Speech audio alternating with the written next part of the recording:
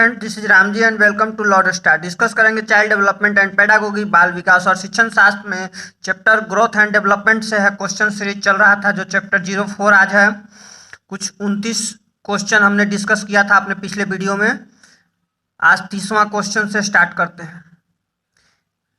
इनमें से कौन सा बाल विकास का एक सिद्धांत है? पहला ऑप्शन है विकास परिपक्वन तथा अनुभव के बीच अन्योन्य क्रिया की वजह से घटित होता है। दूसरा है विकास प्रत्येक बच्चे की गति का सही ढंग से अनुमान लगा सकता है। तीसरा है अनुभव विकास का एकमात्र निर्धारक है। विकास प्रबलन तथा दंड के द्वारा सुनिश्चित किया जाता है। सबसे पहले कि हमको दंड तो देना नहीं है, ओके। उसके बाद अनुभव विकास का एकमात्र निर्धारक है। एकमात्र यानी ओनली हो गया तो भी नहीं होगा, निगेटिव हुआ। दूसरा बोल रहा था कि विकास प्रत्येक बच्चे की गति का सही ढंग से अनुमान लगा सकती है। अनुमान तो लगाती है लेकिन सही ढंग से एकदम एग्जैक्ट होना ये उचित नहीं है, ये सही नहीं है। तो बच्चा मेरा क्या, विकास परिपक्वन तथा अनुभव के बीच यानी कि मैच्योरिटी और एक्सपीरियंस दोनों के अन्योन्य क्रिया के वजह से घटित होता है। एकदम बिल्कुल सही बात है। राइट क्वेश्चन, राइट आंसर आपका हो गया। 31 नंबर क्वेश्चन है शेषवा काल की अवधि है। शेषवा काल की अवधि हमने बताया था कि बच्चा का जब जन्म होता है उसके बाद शेषवा काल ही शुरू होता है। यानी कि जीरो नहीं उसको बोल सकते हैं, उसको आप जन्म बोलिए, क्योंकि जीरो तो बच्चा तब भी नहीं रहता है, गर्भ में रहता है तब भी नहीं रहता है। इसलिए इसका जन्म से 2 वर्ष की उम्र हमने बताया था, ओके। जन्म से 1 वर्ष नहीं होगा, जन्म से 3 वर्ष तक नहीं होगा, 2 वर्ष से 3 वर्ष तक नहीं होगा। आपका जन्म से 2 वर्ष। आगे बढ़ते हैं। 32 नंबर क्वेश्चन है निम्नलिखित में से कौन सा बाल विकास का एक सिद्धांत नहीं है? बाल विकास का सिद्धांत नहीं पूछ रहा है हमको इस पे गौर करना बहुत जरूरी है। सभी विकास का क्रम का पालन करते हैं। सभी विकास का क्रम का पालन करते हैं, एकदम सही बात है। सीक्वेंस से पालन करते हैं। रेट ऑफ डिफरेंस सिर्फ अलग होता है। सीखने का दर क्रम सबका सेम होता है। विकास के सभी क्षेत्र महत्वपूर्ण है, बिल्कुल सही बात है। विकास का सभी क्षेत्र महत्वपूर्ण होते हैं। हमको नहीं खोजना है। सभी विकास परिपक्वन तथा अनुभव की अंतःक्रिया का परिणाम होते हैं, एकदम बिल्कुल सही बात है। अंतःक्रिया का परिणाम होते हैं, इंटरेक्शन होता है मैच्योरिटी और एक्सपीरियंसेज में। जिसमें 30वां क्वेश्चन जो बताया था उसमें भी वही बात थी। उसके बाद है सभी विकास तथा अधिगम एक समान गति से आगे बढ़ते हैं। ये गलत बात है। सभी जो डेवलपमेंट है वो अधिगम एक समान गति से आगे नहीं बढ़ता है, ये कोई जरूरी नहीं है। इसलिए हमको नहीं खोज रहा था, तो यही आंसर हो जाएगा आपका। आगे बढ़ते हैं। 33 नंबर क्वेश्चन है विकास डॉट डॉट से डॉट डॉट की और बढ़ता है। यानी कि विकास हमने बताया भी था इसको कि जनरल से स्पेसिफिक की ओर बढ़ता है। जनरल कहने का मतलब है कि सामान्य से विशिष्ट की ओर। तो पहला हो जाएगा विकास सामान्य से विशिष्ट की ओर बढ़ता है। इसमें जटिल से कठिन की ओर नहीं होगा, विशिष्ट से सामान्य की ओर नहीं होगा, साधारण से आसान की ओर नहीं होगा। ये दोनों तो सेम ही हो गया, साधारण या आसान। जटिल या कठिन दोनों तो एक ही हो गया।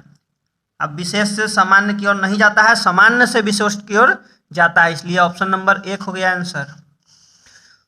उसके बाद है 34 नंबर क्वेश्चन प्राकृतिक पोषण। विवाद में प्राकृतिक से क्या अभिप्राय है? ओके, कह रहा है कि नेचर नर्चर जो डिबेट होता है, नेचर और नर्चर डिबेट है, ठीक। अब इसमें कह रहा है कि आपको नेचर से क्या अभिप्राय है। हमने बताया था कि नेचर जो होता है आपको हेरिडिटी से मिलता है, जो कि स्टैटिक होता है, स्थिर होता है। और जो आपका पोषण है ये आपका इन्वायरमेंट से संबंधित होता है, डायनेमिक होता है, परिवर्तनशील होता है। तो यहाँ बस उसी चीज़ को खोजना था कि आपका जो प्राकृतिक है यानी कि नेचर है, ये किससे रिलेटेड है, तो आपके हेरिडिटी से रिलेटेड है। तो कोई भी ऑप्शन आप खोज लीजिए। यहाँ सबसे पहला ऑप्शन दिया हुआ है कि हमारे आसपास का वातावरण। वातावरण कहने का मतलब कि पोषण यानी कि नर्चर, नेचर का बात नहीं है, नर्चर का बात है, इसलिए ये ऑप्शन नहीं हो पाएगा। उसके बाद बी नंबर ऑप्शन है जैविकीय विशिष्टताएं या वंशानुक्रम सूचनाएं। एकदम बिल्कुल सही बात है कि हमको हेरिडिटी सिर्फ खोजना था, क्या है कि नेचर का हेरिडिटी से संबंधित होता है, स्टैटिक होता है, स्थिर होता है, ये बदलता नहीं है। आपका इन्वायरमेंट बदलते रहता है जो आपका नर्चर से संबंधित है यानी पोषण से संबंधित है। उसके बाद है ऑप्शन नंबर और देख लेते हैं, एक व्यक्ति की मूल्य वृत्ति, इससे कोई मतलब नहीं है उसको। उसके बाद है भौतिक और सामाजिक संसार की जटिल शक्तियां, इससे भी कोई मतलब नहीं है। आपका आंसर हो गया 2 नंबर। आगे बढ़ते हैं अब 35 नंबर क्वेश्चन है, निम्नलिखित में से कौन सा कथन विकास और अधिगम के बीच संबंध को सर्वश्रेष्ठ रूप से जोड़ता है, यानी कि आपका डेवलपमेंट और लर्निंग के बीच जो संबंध है, आपका रिलेशन है, उसको सर्वश्रेष्ठ रूप से जोड़ता है। ठीक है, अधिगम विकास के पीछे रहता है, ऐसा तो कोई जरूरी नहीं है।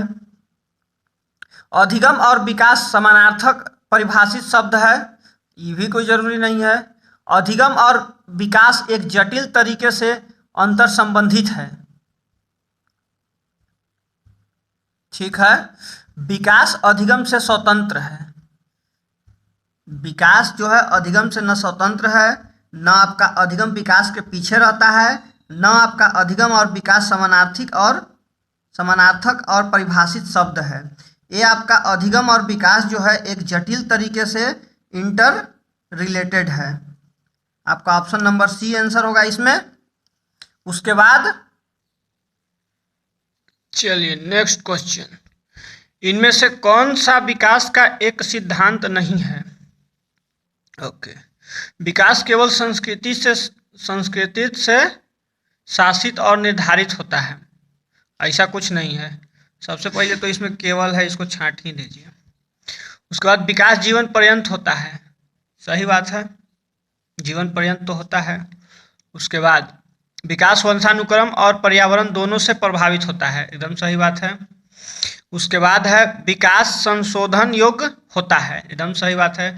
3 गो इसमें सही है। हमको खोजना क्या था, नहीं वाला, क्योंकि ऑप्शन में बोल रहा है कि कौन सा विकास का एक सिद्धांत नहीं है, तो नहीं में हमको 1 नंबर मिल गया। विकास केवल संस्कृति से शासित और निर्धारित होता है, ऐसा कुछ नहीं है। नेक्स्ट क्वेश्चन है, विकास की गति एक व्यक्ति से दूसरे में भिन्न होती है, किंतु यह एक डॉट डॉट नमूने का अनुगमन करती है। ओके, हमने बताया था जब डेवलपमेंट पढ़ाया था तो कि रेट ऑफ डेवलपमेंट जो होता है वो डिफरेंट होता है। सीखने की गति जो होती है बच्चों में, वो अलग अलग बच्चों में अलग अलग होती है, लेकिन वो सीखता है सीक्वेंस में, क्रम से सीखता है। वो क्रम से मतलब सीक्वेंस को फॉलो करते हुए।